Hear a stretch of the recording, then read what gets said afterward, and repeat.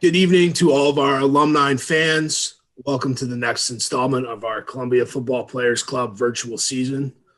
Tonight, we're giving you guys all the opportunity to get to know our coordinators on offense, defense, and special teams and give you an inside look at their philosophies, play calling, and ultimately who they are off the field.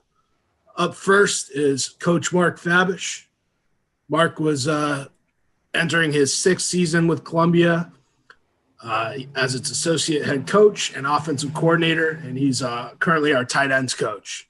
His coaching career spans over 23 years with previous stops at Monmouth, Rhode Island, and the University of Pennsylvania, where Mark actually played for two Ivy League championship teams in 1993 and 94.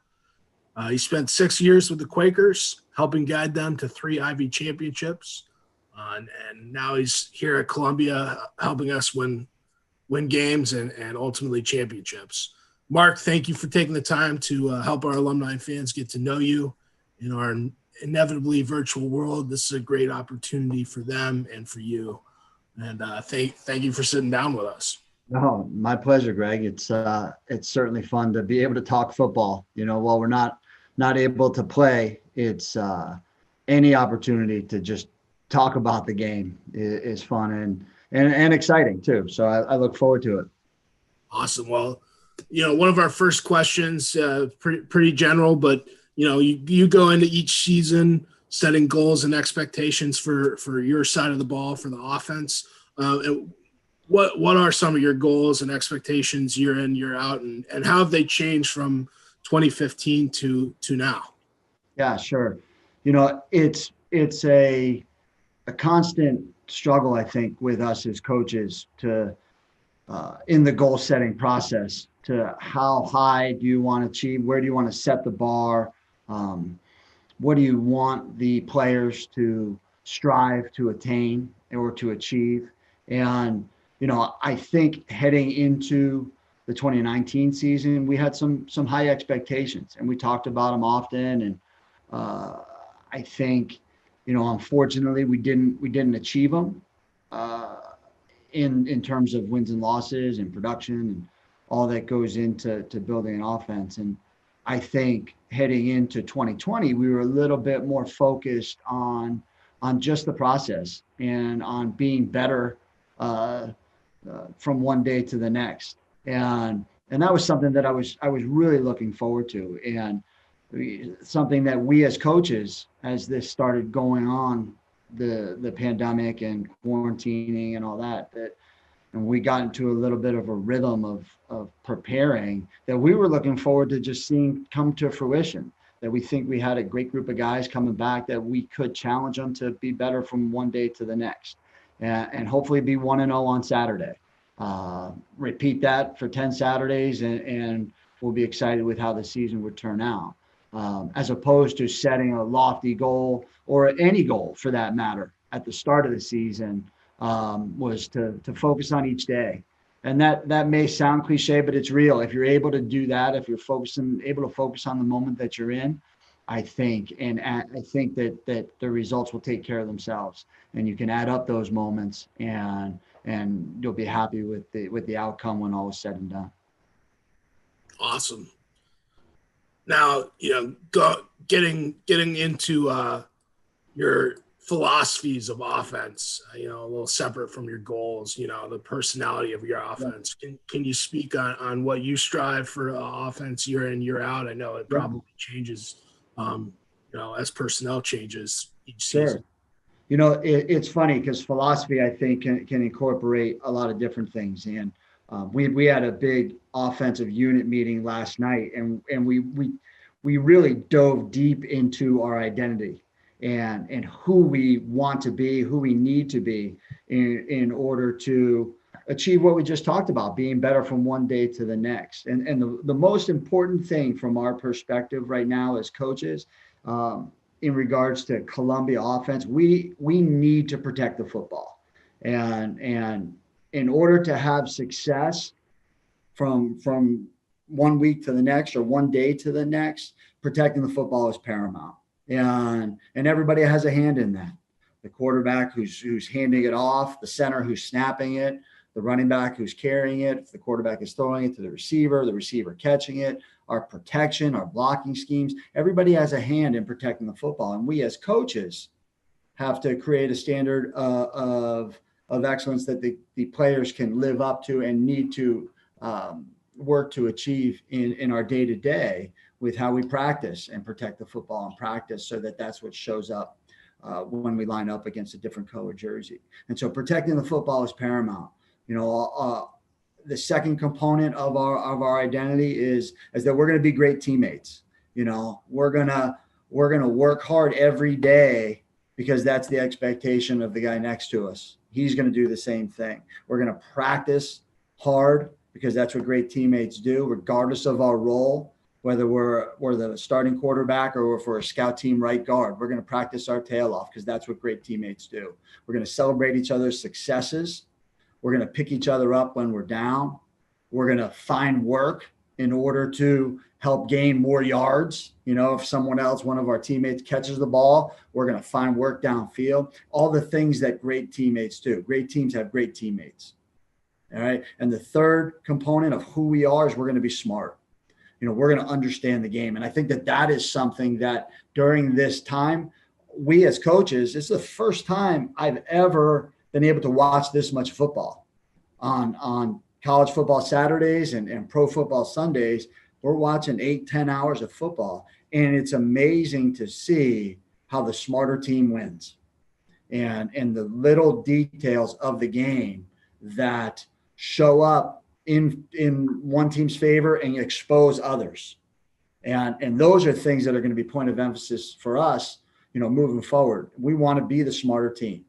So we're going to protect the football. We're going to be great teammates, right? And we're going to be the smartest team on the field. And those are three things that we can control. From a philosophy standpoint, our goal as offensive coaches is going to be to create big plays. All right. We're going to get our playmakers the ball as often and in as creative ways as possible. We're going to look to be as prepared and as ready to execute in the situations of the game. Third downs, red zone, first and second down efficiency, all of those things. And that goes into being a smart football team as well. Awesome. That's a great segue into our next question. Each week you're game planning an opponent. What kind of things do you look for when you're scouting an opponent that helps you create a game plan and ultimately call plays? Obviously there's different situations.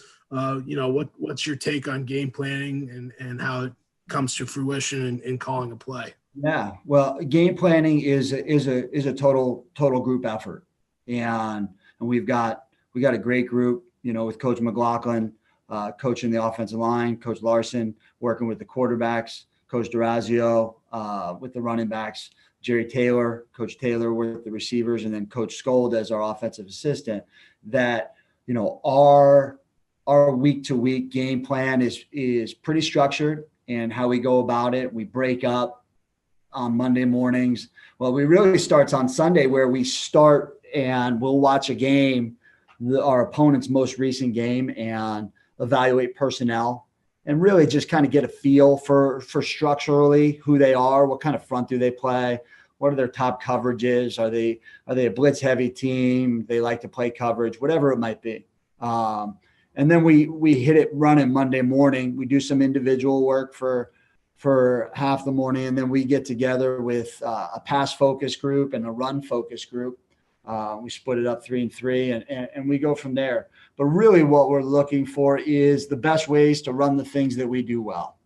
And, we can sit and try and figure out a new way to attack an opponent. But what we have found throughout our time here and even just in this past year, the stuff that we do best is the stuff that we do most often. And so it really comes down to being confident in ourselves and what those things are, run game, pass wise as well, and then situationally, and trying to, like I said, come up with creative ways to do those things week to week. And in regards to game planning, it boils down to a punch counter punch. If we're going to show something, if they're able to take it away, does that potential create somewhere else that we can exploit? If we're going to run a certain scheme that's working, okay, well, how will they compensate? Well, their answer, what's our answer to their answer? And that's the constant give and take within a game and going down to game plan. I mean, obviously, one of the other components of it is who are our good players, and are we making sure that they're touching the ball enough? And that in conjunction with, is there a player on the other side that we think we have a mismatch with that we can try and take advantage of? And again, as soon as they try to take away that advantage for us, does that expose them somewhere else? And so it's a constant chess match of who are we? What do we do best? How can we execute that against whomever it is that we're lining up against? And when they have an answer, what's our answer for their answer? Awesome. It's all about having the football IQ that our offensive staff has to be able to adjust. We really are. And myself excluded. I mean, it's such a great group of guys. Hardworking, intelligent, selfless.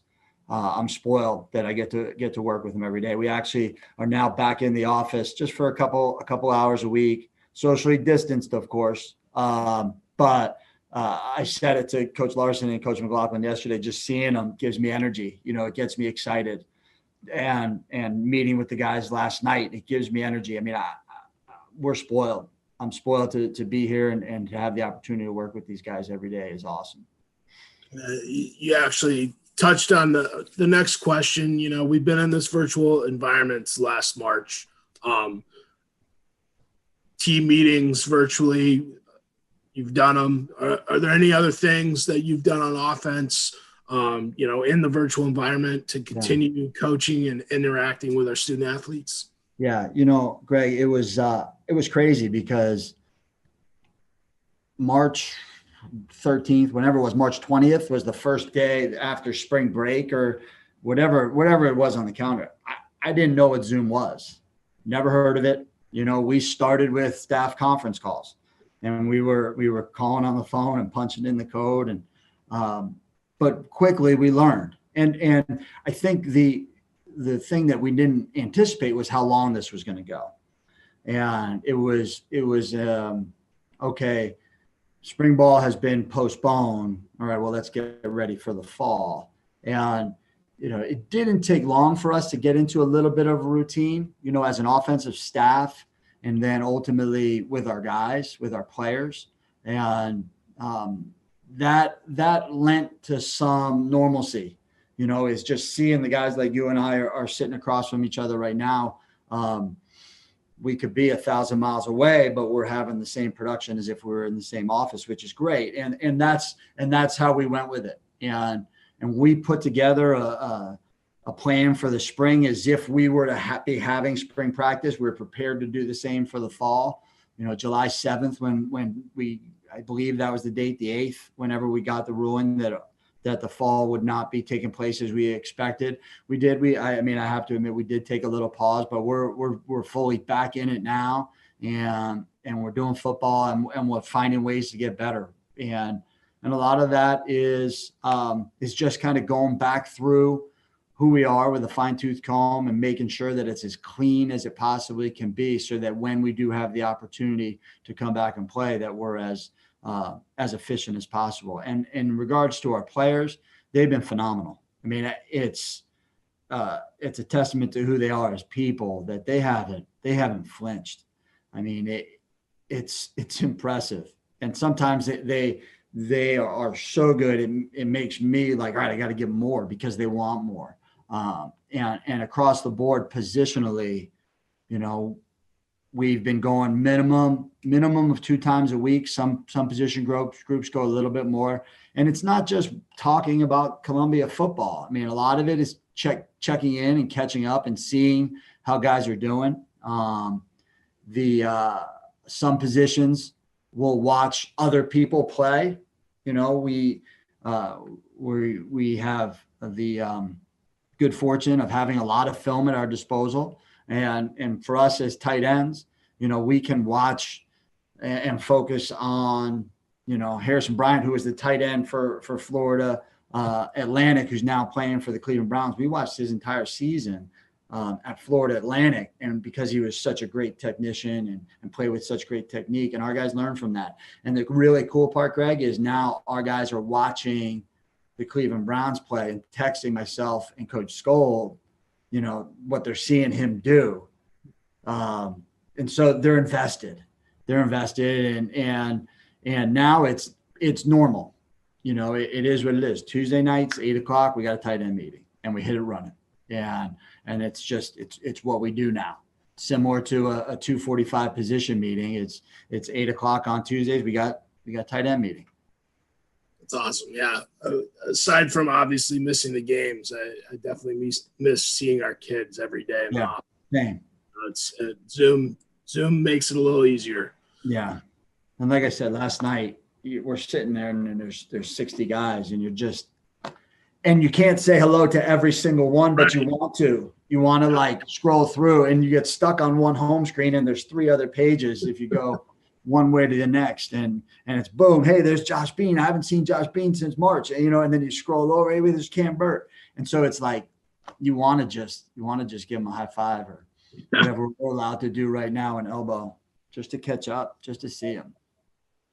Someday soon. So no doubt. We'll be ready, Greg. We'll be ready. You've been at Columbia a little over 5 years now. Is there anything about Columbia or being in New York City that has surprised you? Never having been here before.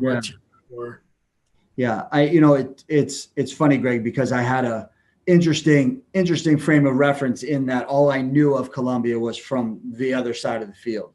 Having played against Columbia, having as a student athlete, and then competed against Columbia as a coach. But really, for all intents and purposes, when Coach Bagnoli came on board, accepted a position, sight unseen. My interview for the job was working for Coach for 6 years and then playing for him prior to that. And so his willingness to accept the job, from my perspective, was all I needed to know in order to accept it as well. But I had no idea what it was going to be all about. And the first thing that really jumped out to me when I came up, which I believe was March 16th, 2015, first day on the job, was slapped me in the face when I walked in the door of the Campbell Center, just with what our facilities have. And I never really spent much time on campus either. And we had a tour that next day of campus and just walking around with some of the other coaches. And I remember tapping one on the shoulder and being like, we're going to be all right. This place, if we open our doors to the right people, we're going to be all right. And that has been true, and you combine that with probably the thing that has, on top of the facilities and actual tangible things that are here that allow us to compete within the league are the people. That has just been above and beyond. And I know that this is a talk that we're doing that's going to be shared with the alums. But Greg, our alums and their willingness to support us and how much they care has really, really just blown me away. I mean, it's cool and it's exciting, and it makes us as coaches want to give them something to be proud of because of how much they care and how much they're invested in what we're doing. Yeah, our alumni are great. I think that's one of the reasons why I feel almost compelled to do something like this for them, just to give them an inside look on our staff and Sure. get to know you guys as coordinators who are calling the plays Yeah. each Saturday. And that's another great segue. We're the kings of the segue here. What do you do outside of football? Do you have any hobbies? Like what's something that people don't know about you? I got a 6-year-old and a 2-year-old. And so this has been, it's crazy because the quarantining has really dominated my 2-year-old's life. I mean, he's only been around for a couple of years. And so this is a quarter of his life. He's been living like this and stuck with daddy at home. And so that has been a big part of what I've been doing. And a big part of what I do is just, if I have the opportunities to spend time with them, I do it. I'm a big fan of New York City, grew up in North Jersey, right across the bridge. And if given the opportunity to go take the subway and get off at a stop that I have never gotten off at before and go find some lunch and walk around for a little bit, I'll do that at the drop of a hat if I do have that free time. But Tommy and Charlie don't really give us that window too often. So when we do have it, we do relish it. You have a favorite place to eat in the city? Oh man, there's a brunch spot that my wife Laura and I love to go to, and Charlie and Tommy, they know us down there in the West Village called Jeffrey's Grocery. That's just a good Sunday brunch spot, and always nice to walk around the village. I think, whether it's in the summer or even around Christmas time, those are our favorite times to be down there. Awesome.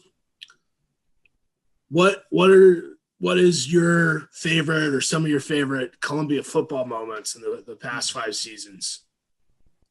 I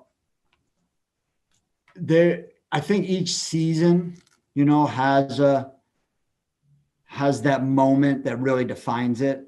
You look at the Yale game, our first year, and the fake field goal that was on Twitter, and how inspired our defense played that day, Christian Conway, and they just got after him. I mean, it was awesome.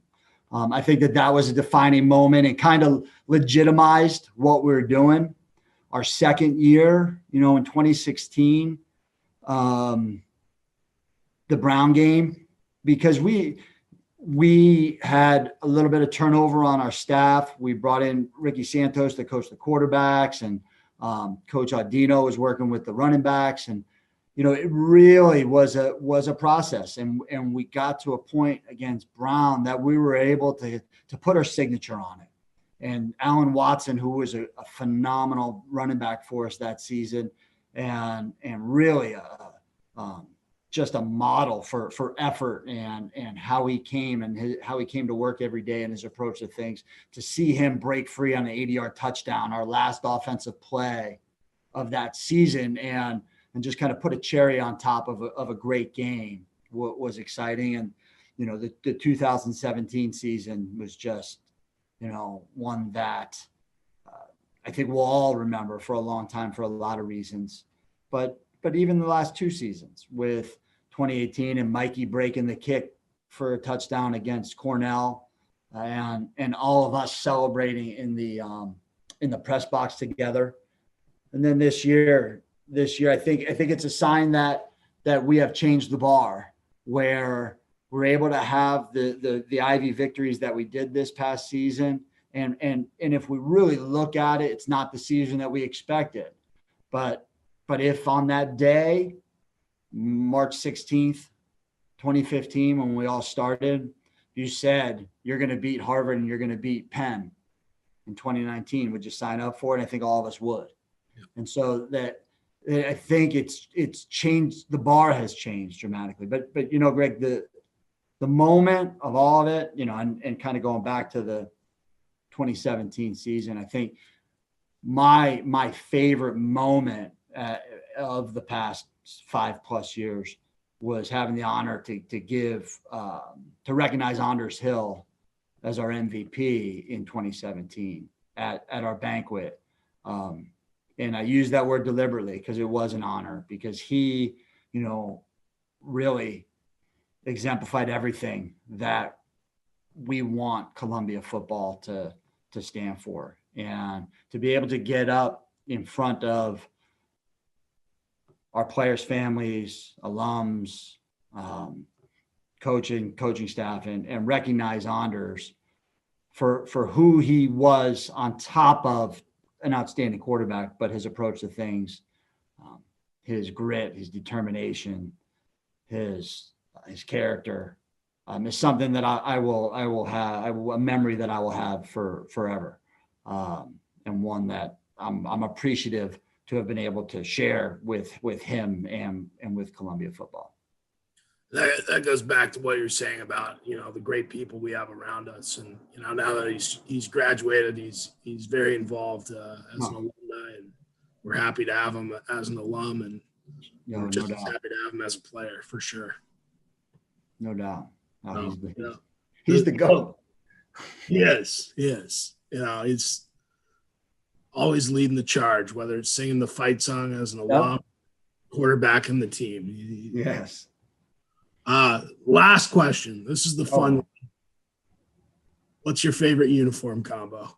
Oh, I tell you what, I didn't know it was going to be, but when we came out against Harvard in the navy and the light gray, I thought it popped. Like, I really, really did. And the now immortalized picture of Ben Mathesmeyer running off the field with the ball in one hand, and he's in perfect stride. It just, I think, and it's a perfect fall day, the way that the gray sky against the navy uniforms and the light gray pants, I think and it's not one that we've worn. Yeah. So I wouldn't mind breaking that out. But from the the ones that we do wear often, a big fan of the pewter top and white pants. I think we've played really well in that. I think we've had a couple real nice games, and I think it's clean and sharp. But as a change up, the navy with the light gray, I'm a fan of. I think that was the only time we've worn that combo, so it was a good one. Yes, it was. Well, Mark, those are all the questions I have. I don't know if you have anything to say to the alums before we leave, but no, there's just a continued thank you for who they are, and for all the support that they give us, and for being there. It's unconditional. That is probably the best word I can use to describe who they are to us, and how appreciative I know myself and the entire staff are for just their camaraderie, their fellowship, and their guidance. But again, their unconditional support and love for Columbia football is tremendous. I'm here with Kyle Castner to give his comments on Coach Fabish and what it was like playing for Coach. Kyle, welcome. Thanks for sitting down. Do you mind introducing yourself? Yeah, absolutely. Really good to be here. Thanks for having me. Was the class of 2019 and played wide receiver and a little bit of wildcat quarterback under Coach Fabish and the coaching staff then. Awesome. Now, we just heard from Coach Fabish, and we just wanted to get someone who's played with him, their perspective. What was it like to play for Coach Fabish and in his offense? Yeah, for sure. I think the main thing about Coach Fabish that I can remember playing for him is his sense of kind of calmness. No matter what was going on in the game, he was always calm. There was a lot of adversity that we went through, not only in 2018, but 2017 as well. And he was always the very calming factor in the locker room at halftime, over the intercoms, whatever he was expecting on the field, the questions that he was asking us when maybe we had an interception or had a fumble. He was always very calm. All right, how can we fix it? Not screaming, not getting flustered. And I think that was very helpful in a time of adversity when we went through it a lot. We went through injuries. We went through coming back on teams. We faced teams that we weren't supposed to beat, and times were getting tough during those games. He was calm, and that helped us kind of overcome jitters on our end as well. And so I think that helped us, especially at halftime adjustments. He wasn't screaming at us. He was excited. He was like, we're always in the game, no matter where we are on the scoreboard. We're always in the game. And in that sense of leadership and being able to fight the adversity, no matter what game we were in, it was really helpful, especially as a senior in my last year as well. So I would say that's the biggest factor that I remember playing with Coach Fabish. And in your last year, you know, one of our big game plans was the Brown game. You were responsible for a few touchdowns that game. You mind elaborating on that and how the game planning went for that from an offensive standpoint? Yeah, so it's funny because Brown, we kind of switched up our game plan 2 years in a row. So if we go back before my senior year, we kind of switched it up and had the play calling on a wrist, and Anders was able to adapt to that system. And that was just kind of a switch up at the end of the year to based on what the coaching staff and Coach Fabish saw on tape. And we picked them apart in Anders' year, and then we picked them apart my senior year. And I think just being able to adapt and work on the fly, be different, and throw different things at the defense. It was awesome to be a part of. I mean, obviously awesome for me to experience, and the offensive line and kind of getting the schemes together in that Wildcat package that we had my senior year. It was incredible. And I was so thankful to have him kind of trust in me. It was the first time that it was kind of me at quarterback for an extended period of time.